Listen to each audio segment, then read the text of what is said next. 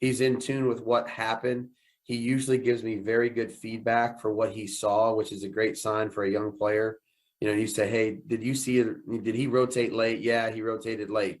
Then you look on the picture and you see that he did. So, we always try to tell the young guys, don't make something up if you're not sure, just, I'm not sure, but he usually has a really good grasp of what happened on the series that he just was out there for. And we have good dialogue about it. And, he has good answers to any questions that I have. But he has a great attitude about going out there and trying to do everything right, which I love. Josh McDaniels, the Patriots offensive coordinator, on the development of Mac Jones, now the overwhelming favorite to be the offensive rookie of the year since Jamar Chase's production has tailed off, as he has been double-teamed on a regular basis. Jones getting better and better. So, a little buy or sell, Charean. Let's start with the Patriots. Are you buying or selling that the Patriots will finish the regular season as the top seed in the AFC? Right now, technically, it's the Ravens. They've played one fewer game than the Patriots. Do you think the Patriots will overcome Baltimore and be the 1 seed? Well, I think I know which way you're going, and I think I'm going the opposite way. I'm going to sell this. I don't think they will be the top seed. In fact, I don't even think they're going to win the division.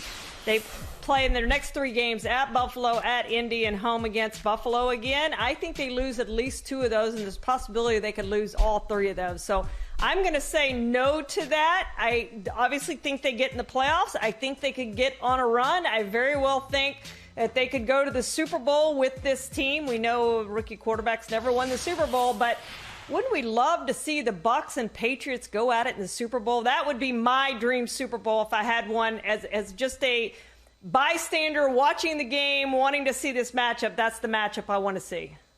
That was my pick last year. The Patriots didn't get to the playoffs. The Buccaneers ended up winning the Super Bowl. But I think that right now the Patriots will be the number 1 seed. And just the fact that there's still this sense of doubt after they've won 6 in a row and the average margin of victory is 25 points in those 6 games, there's still that sense out there of people not buying in on the Patriots. And I'm not saying you're wrong. I'm just saying that just sets the table even more clearly in my mind that the Patriots, or even though they act like they don't listen, I think they do listen, and they do kind of feel like they're not being taken seriously. We'll find out on Monday night when they go to Buffalo and play the Bills, because the Bills have been very streaky this year, and if the wrong Bills team shows up, they get a little extra rest because they played Thanksgiving night. They get that mini bye plus a day.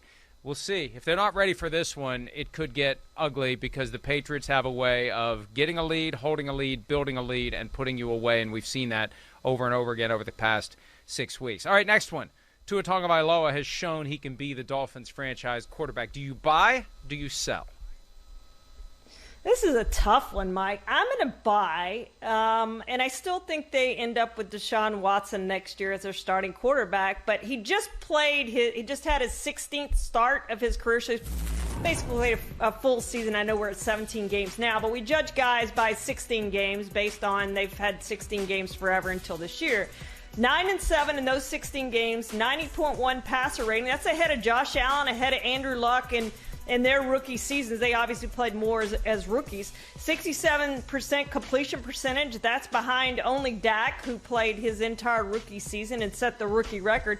His yards, 3,348, and his yards per attempt, 6.6, are not that good. He still needs to work on getting the ball down the field, throws of over 20 yards. He hasn't been good on those, but I just think he's getting better, and I just have a feeling that he could be a franchise quarterback. I'm not completely sold. I wish there was some in between buy and sell, but if I have to pick one, I'm going to go buy right now. I think that he has improved significantly in recent weeks, due in large part to the fact that the door has slammed on the Deshaun Watson talk. I believe that affected him. I believe it was an issue. I believe he felt undermined. He felt the team didn't believe in him. He felt he didn't get a fair chance. And once the window closed on a potential Deshaun Watson trade, maybe he internalized his feelings and decided, you know what, I'm going to go out there and I'm going to prove to them that they don't need Deshaun Watson. I still am concerned about the propensity for injury. He is not a big guy. He's not tall, and he's not thick. Yeah.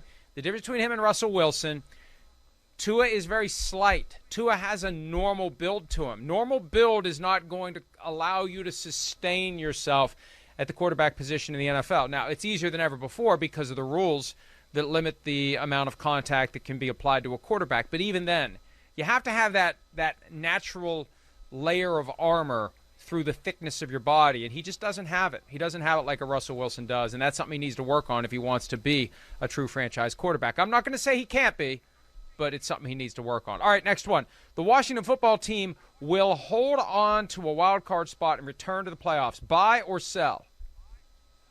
Well, I'm not totally convinced that the Cowboys are going to win that division. I think Washington's got a chance to win that division since they play the Cowboys twice down the stretch, but I'm going to buy that. I do think this is a playoff team. Taylor Heineke has been terrific. I mean, he's beaten Matt Ryan, Tom Brady, Cam Newton, and Russell Wilson. Those 4 quarterbacks, 30 Pro Bowls, 5 MVPs, and 8 Super Bowl rings. They've won 3 in a row. They're playing awfully well, Mike. Are we convinced that Taylor Heineke is not the answer at quarterback for Washington? Well, and one thing about Taylor Heineke is he played in that playoff game last year with a recklessness and a frenetic feel, and he was trying to go for it. He was going all in to get his contract. And my concern was it wasn't sustainable for him to play that way. And it came up last night during the broadcast. You know, he dove for the touchdown against the Buccaneers in the postseason, and that was all about setting himself up and proving he could do it. But he's been more restrained. He's a little more careful. We don't see him get banged up the way that we thought that he would. So that is a positive. And I'm glad you mentioned the division race, because when you consider Washington, I don't know if we have the graphic here that shows who's in, who's technically in, who's in the hunt. Of all the teams that are jockeying for wild card positions, and here it is. Look at the in the hunt teams, and you can even throw the 49ers in there as well. Those teams don't have a path to winning the division as a practical matter. Washington does, because Washington still plays the Cowboys twice. They're 2 games behind with 6 to go, and they play the Cowboys twice. Sweep the Cowboys, you potentially win the division, because then you'd have the head-to-head tiebreaker. So Washington's got 2 ways in. They got a path to the 4 seed again, and they got a path to the 7 or maybe the 6 seed. So they're in a better position, and their final 5 games, once they play the Raiders, rematch of Super Bowl 18, I believe it was, once they play the Raiders, they've got 5 games left, and they're all division games. 2 against the Cowboys, 2 against the Eagles, 1 against the Giants. Washington is in shockingly good shape, Charean, to get in. Yeah. And if I'm the Cowboys, I'm starting to get a little bit nervous about not just not winning the division, but ending up in that third column in the hunt. You're seed 9 or lower when it's all said and done. Yeah, you don't want that. You want that home playoff game. Make somebody come to AT&T Stadium to play you. It's obvious to me that they're not going to get that number 1 seed. Thank you, Amari Cooper, for missing the games that you've missed. They're not going to get that 1 seed, but they certainly hope to get the 2 or 3 seed, or at worst the 4 seed, so they can at least get 1 home playoff game, if not 2 home playoff games, if they can get up to 2. I'm saying they may get no home playoff games or road playoff games. Not. I'm saying there's a chance they're going to miss it altogether if they don't turn it around here pretty quickly. Hi, I'm Mike Tirico, and thanks for watching. Make sure to hit subscribe for the latest news and highlights from NBC Sports.